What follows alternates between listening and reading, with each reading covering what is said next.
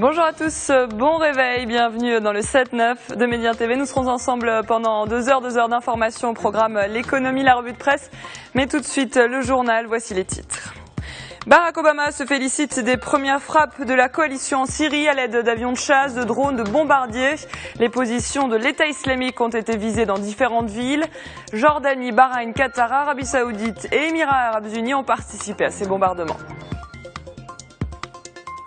En Algérie, toutes les forces recherchent activement l'otage français enlevé dimanche. La France a catégoriquement rejeté l'ultimatum des ravisseurs d'Hervé Gourdel, guide de haute montagne kidnappé à Tizi Ouzou par un groupe proche de Daesh. Elle continuera ses frappes en Irak. Grandes ambitions et maigres résultats pour le sommet de l'ONU sur le climat. Hier à New York, les dirigeants se sont engagés à redoubler d'efforts pour lutter contre le changement climatique. Mais le fonds vert de l'ONU n'a récolté que 2,3 milliards de dollars, loin des 10 milliards espérés.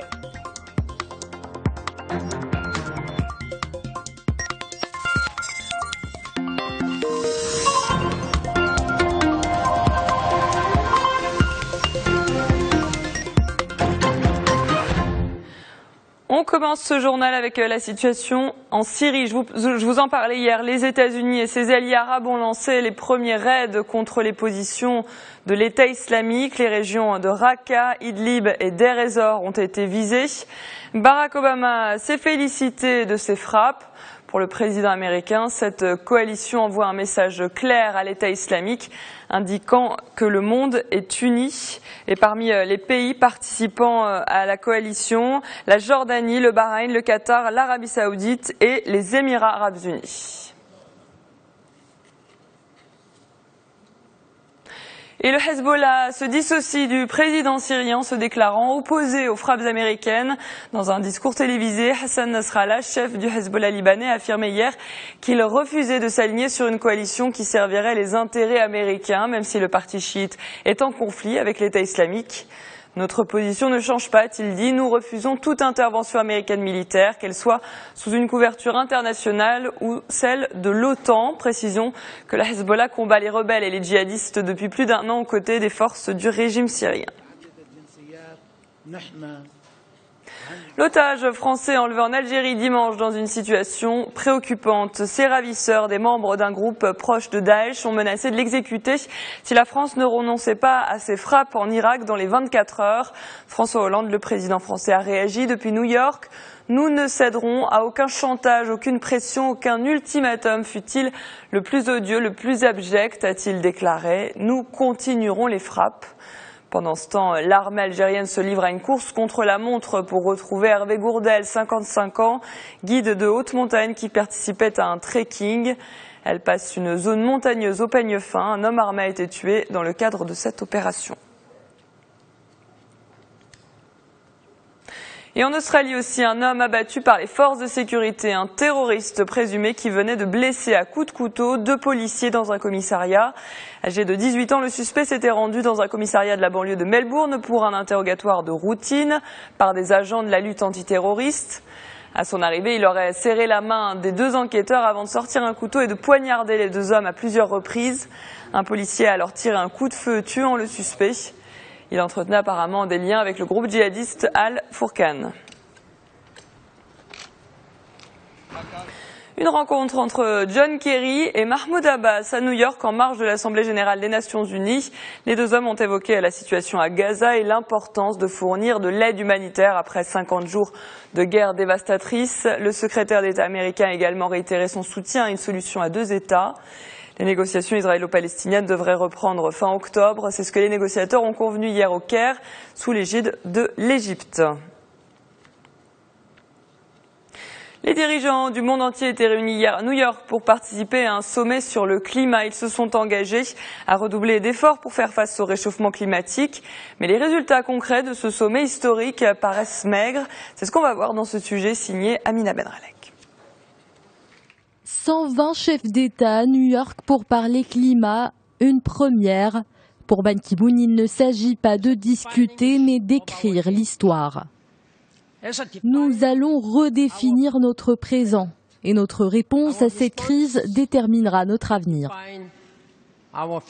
À la tribune également, Barack Obama qui promet d'apporter des réponses. L'objectif, ne pas retomber dans l'erreur Copenhague. Sommet qui avait accouché d'une souris, mais qui avait surtout divisé les États sur la question du climat. Nous ne pouvons réussir ce combat que si nous le menons tous ensemble, pays développés ou non, il n'y aura pas d'excuses. La France entend cet appel. François Hollande promet un don d'1 milliard de dollars au fonds vert de l'ONU. Le président français n'a pas été le seul à faire parler de lui lors de ce sommet. Une star hollywoodienne a rejoint la bataille climatique. Leonardo DiCaprio a été nommé ambassadeur de l'ONU pour la paix. Je ne suis pas là en tant qu'expert, mais en tant que citoyen inquiet.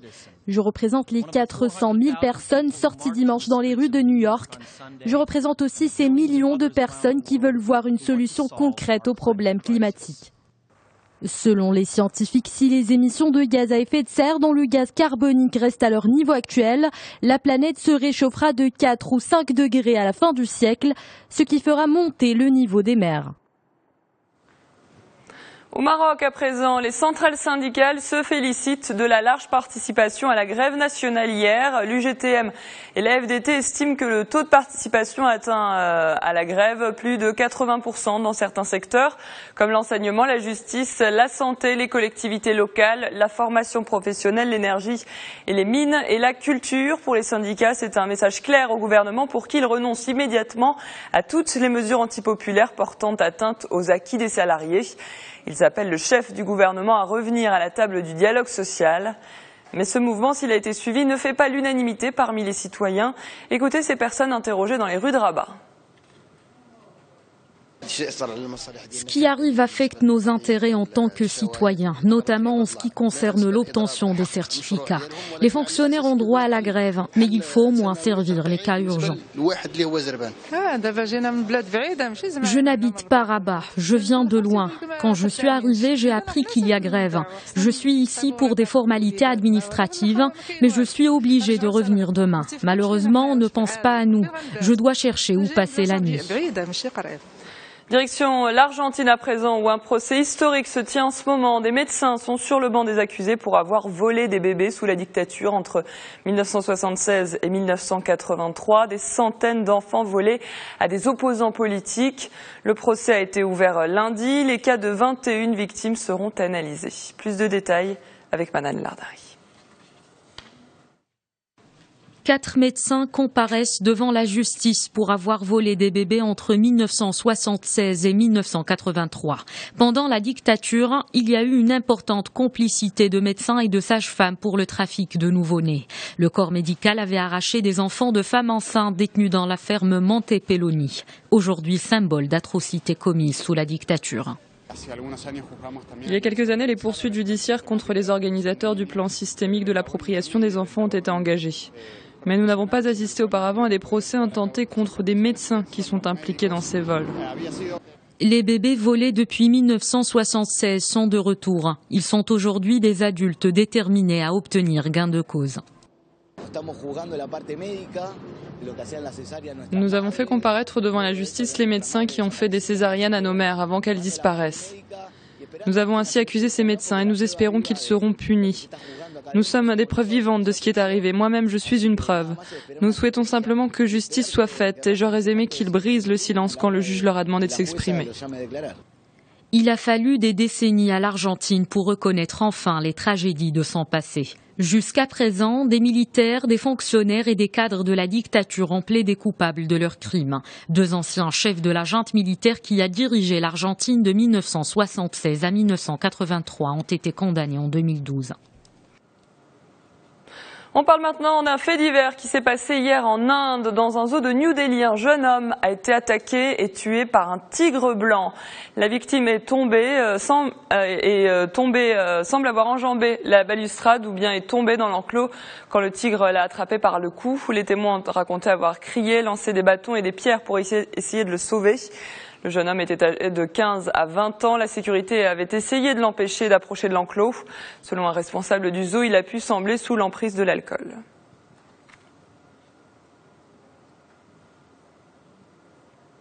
On termine ce journal avec de la culture et on s'intéresse ce matin à la nouvelle scène marocaine. Dès demain s'ouvre la 15e édition du festival Le Boulevard au Stade du Coq à Casablanca. Parmi les artistes qui se produiront, le rappeur Sarman qui a commencé sa carrière en 2004. Une carrière, vous le verrez, semée d'embûches. Le reportage de Faïs Shafik et Faisal Abrouche sur un récit d'Amina Benralek.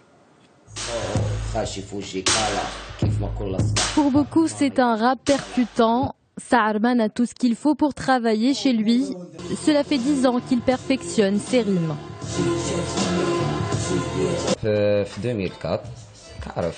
J'ai commencé à vraiment m'intéresser au rap en 2004. J'ai écrit quelques paroles et j'ai enregistré mes premiers titres. En 2006, j'ai rencontré un autre rappeur, Granderface. Granderface et Sarman forment alors Underkaza, mais le groupe ne décolle pas et l'aventure s'arrête après 4 ans. Mais pour Sarman, pas question de baisser les bras, il continue en solo. Dans ses textes, il raconte avec beaucoup d'humour la frustration d'une jeunesse déboussolée, le genre de thème qui ne passe qu'à travers le rap, selon lui. Je suis convaincu que le rap est la seule musique à faire passer certains messages. On peut parler de tout dans le rap, il permet une certaine liberté. Une certaine liberté comme dans Aïm Hsala, le single passé en boucle dans toutes les radios en 2010. Une année riche en exploits pour le rappeur. Il a emporté le 2e prix au Boulevard des jeunes musiciens. Cette semaine, il remonte sur la scène du Boulevard, mais en tant que rappeur confirmé. Voilà pour le journal. Je vous propose maintenant d'aller voir ce qui se passe dans le pays de l'un de nos correspondants dans le monde.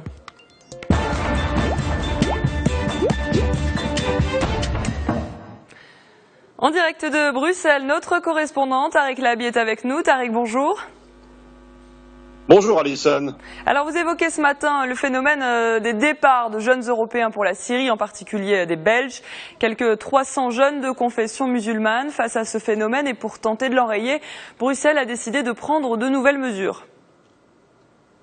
Tout à fait. La ville de Bruxelles a jusqu'à présent radié du registre de la population 2 personnes parties combattre en Syrie. 14 autres propositions dans ce sens ont été formulées par le bourgmestre qui précise aussi ne pouvoir en dire davantage sur le nombre d'habitants partis en Syrie sans toutefois cacher qu'il disposait tout de même de certaines données chiffrées. En tout état de cause, un groupe de travail a été déjà mis sur pied qui réunit plusieurs partenaires, une ASBL en charge de la politique de la prévention de la ville, le CPS, le Centre public d'aide sociale, ou encore l'organe de coordination pour l'analyse de la menace ou la sûreté de l'État, un groupe qui va collaborer aussi avec le projet européen Liaise, qui sera lancé en novembre prochain pour améliorer justement l'échange d'expériences en la matière. En juin dernier déjà, le coordinateur de la politique antiterroriste ici avait rédigé un rapport soumis aux États, un document dans lequel il prône une approche rapide, globale du phénomène et insiste sur sa nature transnationale, d'où la nécessité d'une coopération bien sûr entre Européens,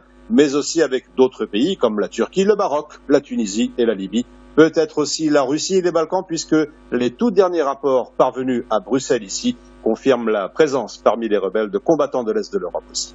Et puis Tariq, c'est une première en Europe, la célébration en début de semaine de la journée d'action européenne contre l'islamophobie et l'intolérance religieuse pour sensibiliser l'opinion publique et aussi les politiques. Oui, cette journée a été officiellement lancée par le collectif contre l'islamophobie en Belgique, le CCIB, qui regroupe des hommes, des femmes engagés dans le combat pour plus de justice sociale et d'égalité. Alors pour ce CCIB, il y a 3 priorités. D'abord, soutenir la reconnaissance légale de l'islamophobie. Ensuite, établir un monitoring permanent des actes islamophobes. Et enfin, faciliter l'inclusion des femmes musulmanes, particulièrement dans l'enseignement supérieur et l'emploi. Et le constat est alarmant. D'après les chiffres annuels du Centre pour l'égalité des chances, les actes islamophobes sont en augmentation de 20% depuis 2 années consécutives.